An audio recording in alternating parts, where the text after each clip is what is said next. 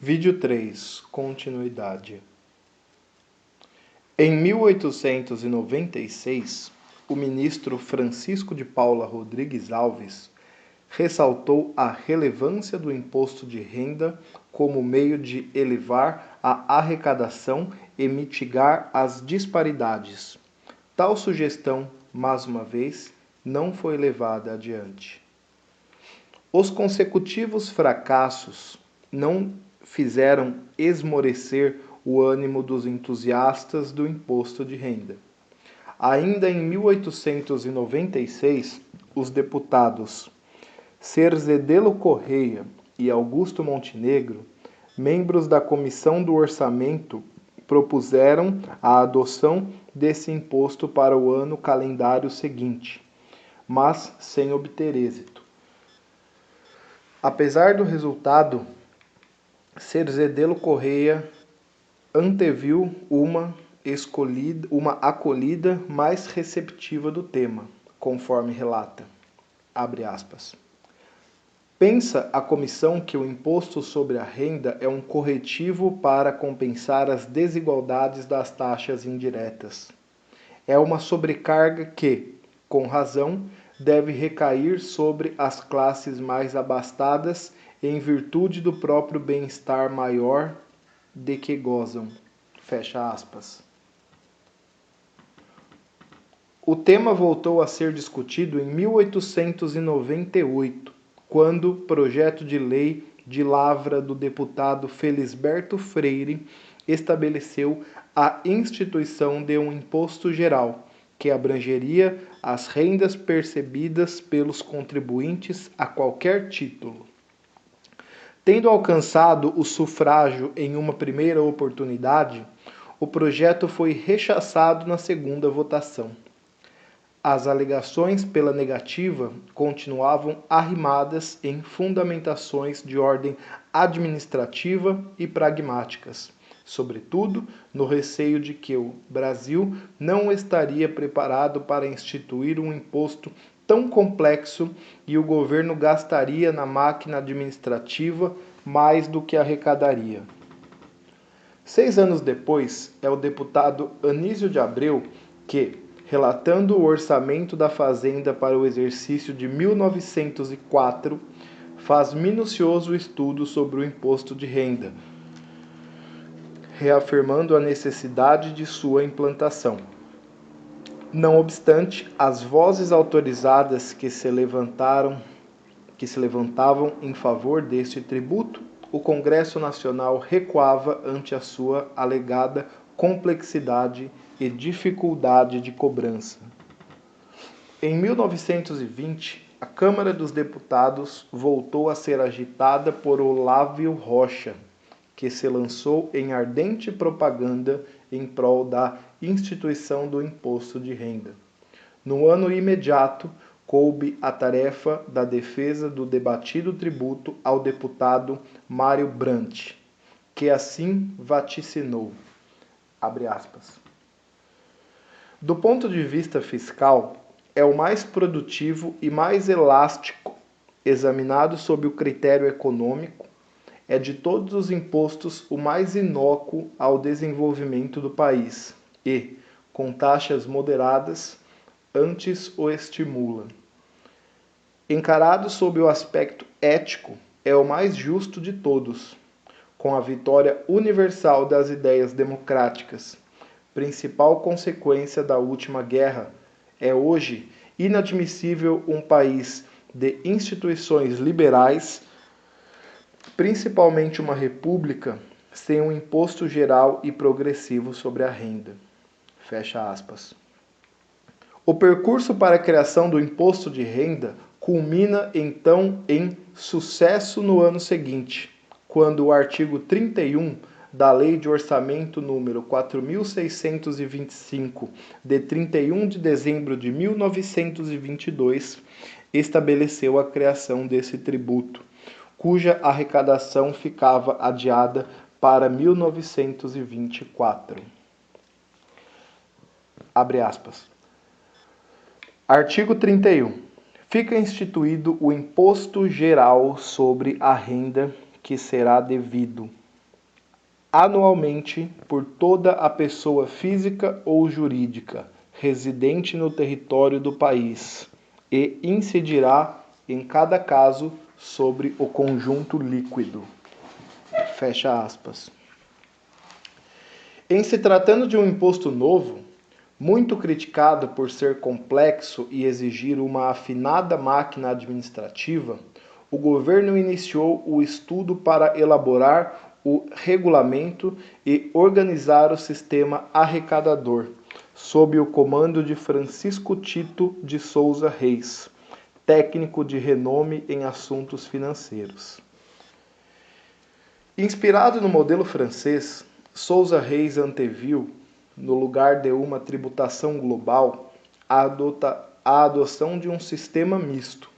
Acatando suas sugestões, Antônio Carlos, relator do orçamento para o exercício de 1924, apresentou à Câmara dos Deputados um projeto que estabelecia o agrupamento dos rendimentos em diversas categorias, que ficariam sujeitas: 1.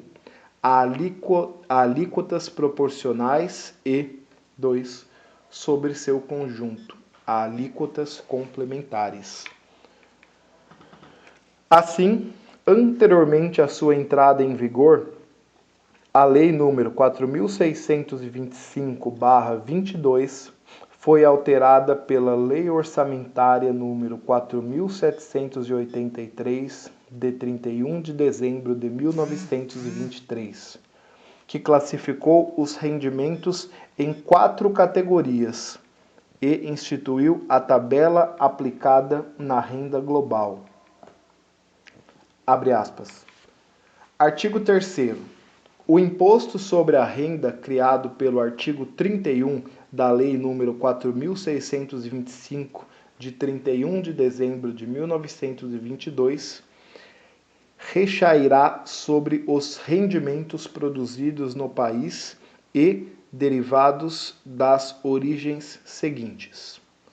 Primeira categoria: comércio e qualquer exploração industrial, exclusive agrícola. Segunda categoria: capitais e valores mobiliários.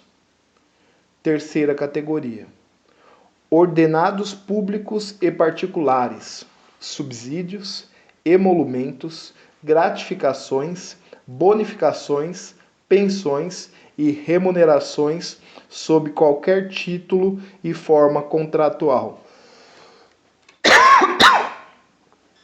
Quarta categoria: exercício de profissões não comerciais e não compreendidas em categoria anterior. Fecha aspas. Em 4 de setembro de 1924, foram baixados os decretos número 16.580 e 16.581.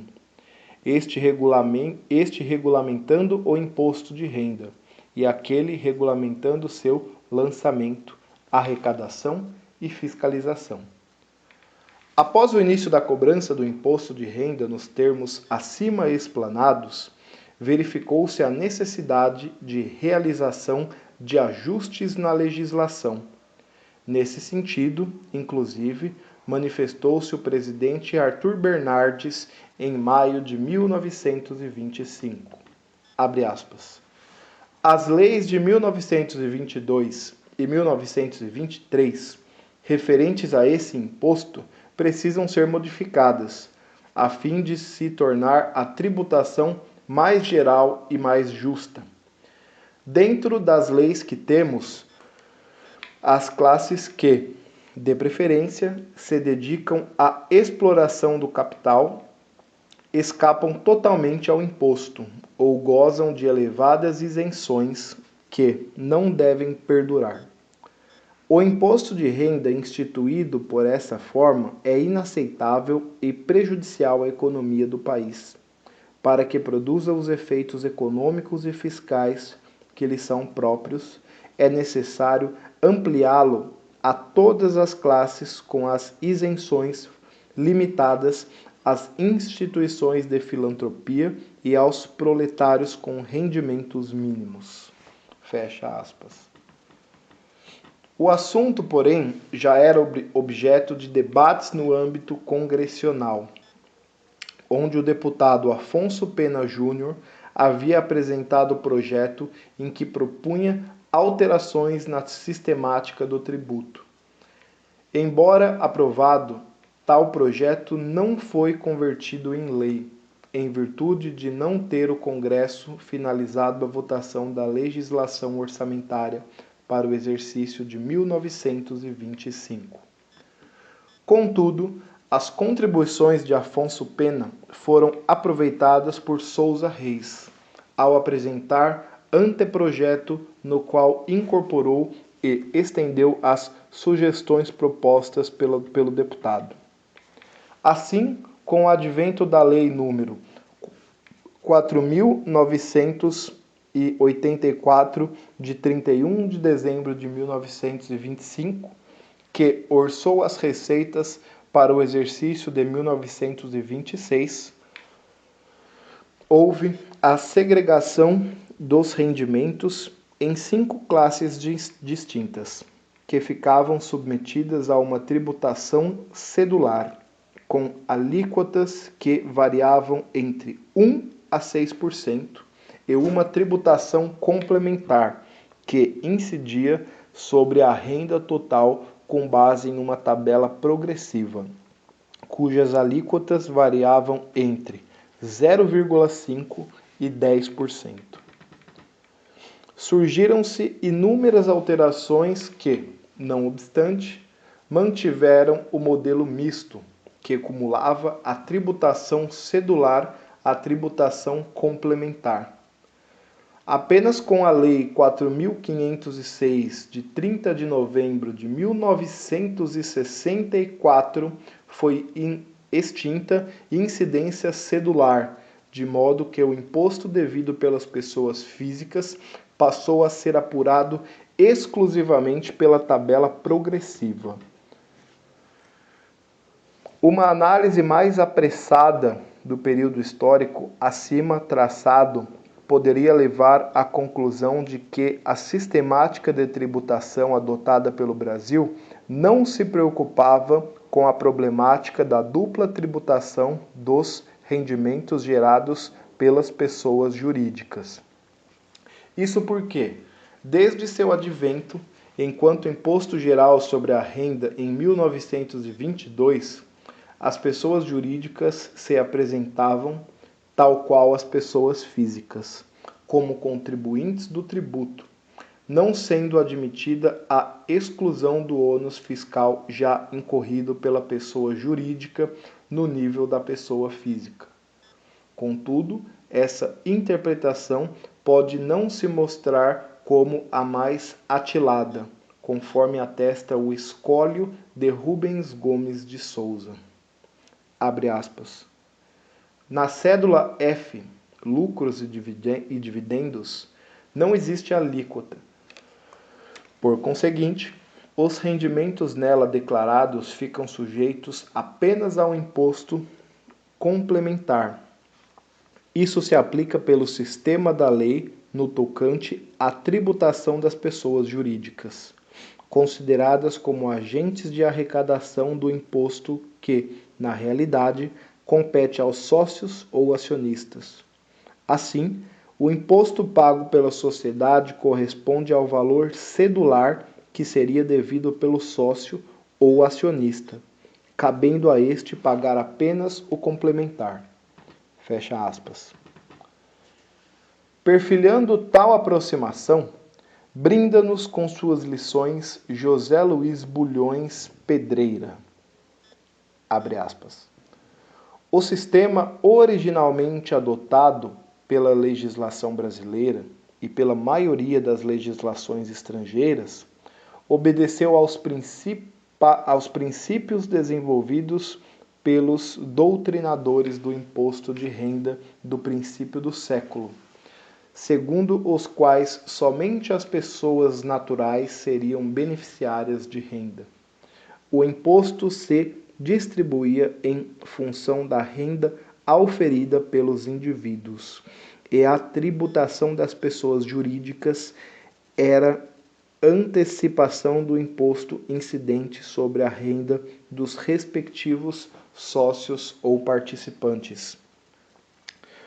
Os rendimentos da pessoa natural eram tributados com taxas proporcionais que variavam em função da natureza do rendimento, de trabalho, capital ou misto, ganho ou não ganho, e traduziam estimação social de cada espécie.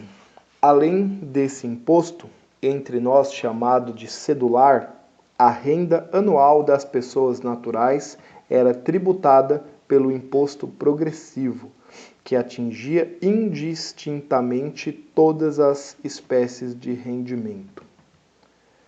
Na vigência deste regime, a taxa do imposto sobre o lucro das pessoas jurídicas era de 6% e se comparava com o imposto cedular de 8 a 10% sobre juros, 1% sobre salário, 1% sobre juros de apólices e etc.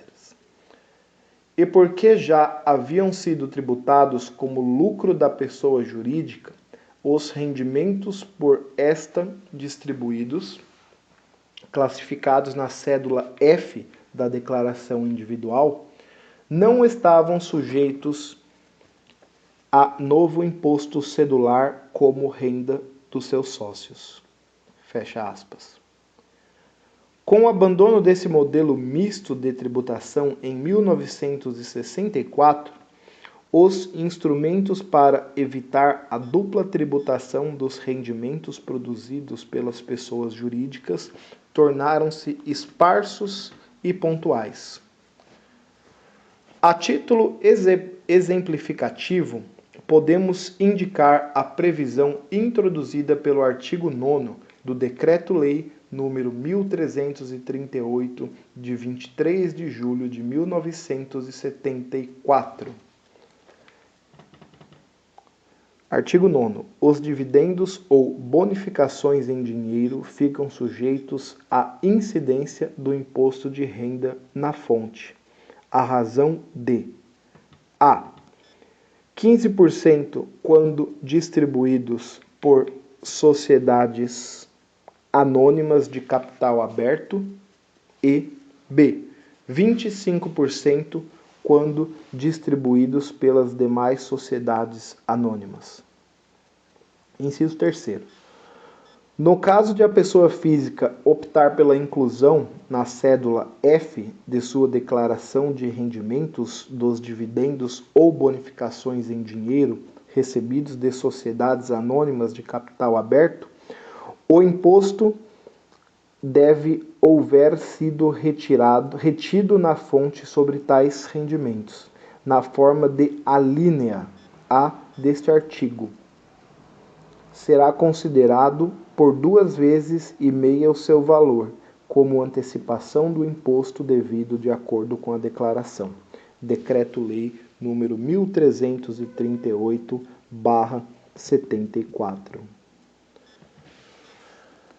Que autorizava as pessoas físicas que optassem pela inclusão dos dividendos pagos pelas pessoas jurídicas constituídas na forma de sociedade anônima de capital aberto na cédula F de suas respectivas declarações de rendimentos, a abater o imposto de renda retido na fonte por ocasião de sua distribuição.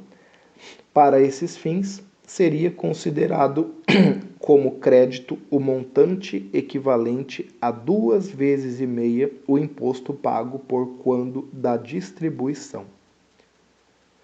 Nessa conformação, a parcela creditada que excede o imposto efetivamente retido pela pessoa jurídica pode ser considerada como uma imputação parcial do imposto pago no nível da sociedade. A faculdade em questão foi abolida a partir do exercício financeiro de 1981. Ainda sob a égide desse mesmo diploma geral, podemos citar outro modelo de alívio da dupla tributação sobre a renda produzida a partir das pessoas jurídicas oferecidas pelo seu artigo 10.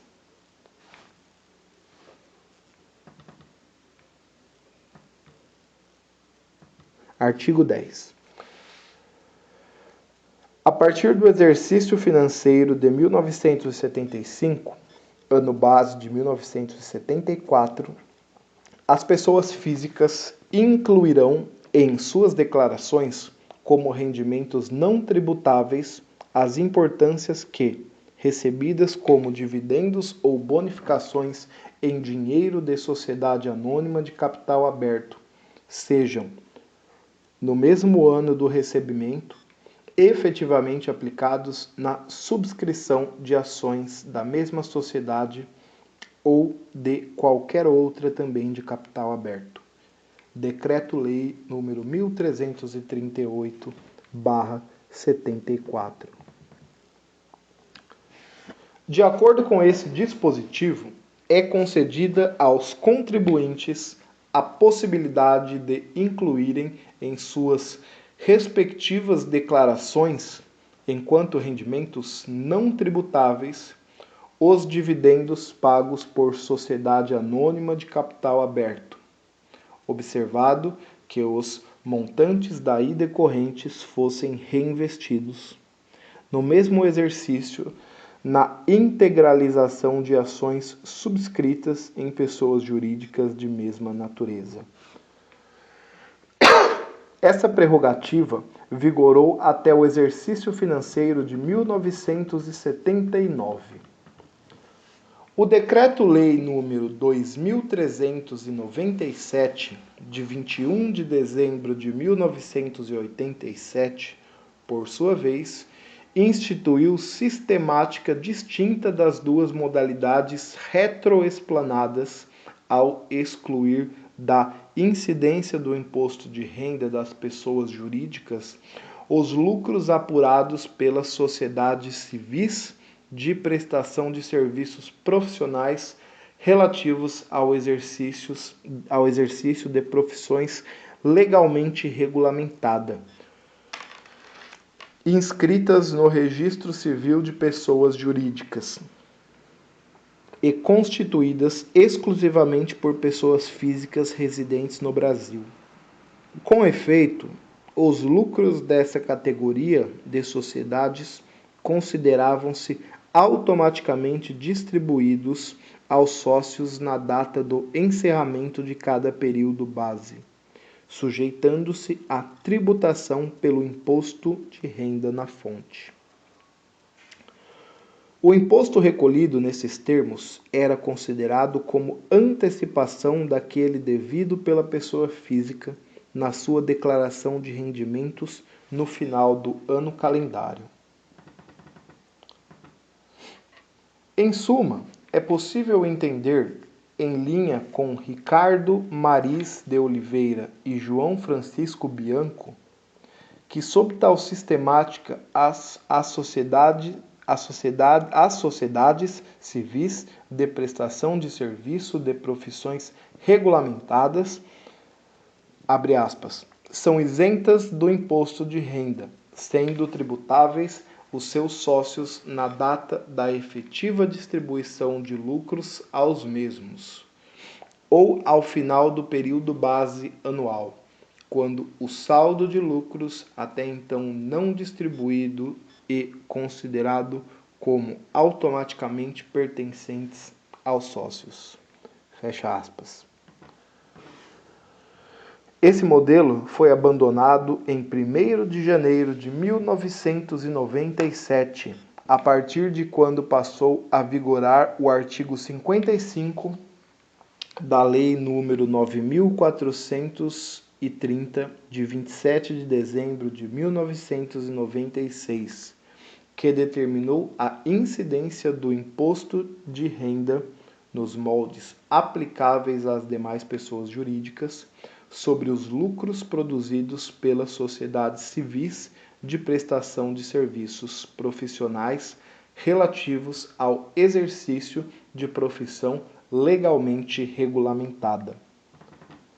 Diante do cenário ora exposto, podemos concluir que, à exceção dos regimes aplicáveis para os casos específicos acima apresentados, o Brasil adotava um modelo clássico de tributação de renda das pessoas jurídicas, na medida em que inexistia mecanismo sistemático e abrangente para solucionar a generalidade das hipóteses de dupla tributação econômica. A Lei número 7.713, de 22 de dezembro de 1988, alterou esse quadro ao instituir um novo tributo sobre os resultados produzidos pelas pessoas jurídicas, nomeadamente o Imposto sobre o Lucro Líquido, ILL. Vejamos o que dispunham os artigos 35 e 36 do indigitado diploma legal. Abre aspas. Artigo 35. O sócio cotista, o acionista ou titular da empresa individual ficará sujeito ao imposto de renda na fonte, a alíquota de 8%, calculado com base no lucro líquido apurado pelas pessoas jurídicas na data do encerramento do período base. Inciso 4º. O imposto de que trata esse artigo. A. Considerado devido exclusivamente na fonte, quando o beneficiário do lucro for pessoa física. Artigo 36. Os lucros que forem tributados na forma do artigo anterior, quando distribuídos, não estarão sujeitos à incidência do imposto de renda na fonte. Fecha aspas. Assim, neste novel modelo, os resultados apurados pelas sociedades ficavam sujeitos à tributação pelo imposto de renda no nível da pessoa jurídica. Nessa oportunidade, os resultados submetiam-se à nova imposição na forma de retenção na fonte, enquanto renda da pessoa física, sob o pálio do ILL. Por ocasião, na efetiva distribuição dos lucros pela sociedade aos seus respectivos sócios, não havia tributação pelo imposto de renda da pessoa física, na medida em que a retenção na fonte, procedida pela sociedade, era reputada como sendo tributação exclusiva. Diante desse cenário, nos parece possível afirmar que, ainda que de maneira sui generis, o tema da dupla tributação econômica da renda produzida pelas pessoas jurídicas é endereçada, em certa medida, pela Lei número 7.713/88. Explicamos. Embora o ILL não importasse no afastamento do completo desta dupla oneração, pode-se considerar que havia uma mitigação de seus efeitos. Isso porque os rendimentos auferidos pela sociedade não se sujeitam a uma segunda imposição no nível dos sócios com base na tabela progressiva. Ao contrário, sujeitam-se a uma tributação reduzida a 8%. Como forma de reforçar esse entendimento, interessante apontar que a própria exposição de motivos, item 45 da Lei número 7.713/88, afirmava que esta nova sistemática de tributação teria, abre aspas, por objetivo promover uma forma de integração da tributação da pessoa jurídica com a pessoa física. Fecha aspas.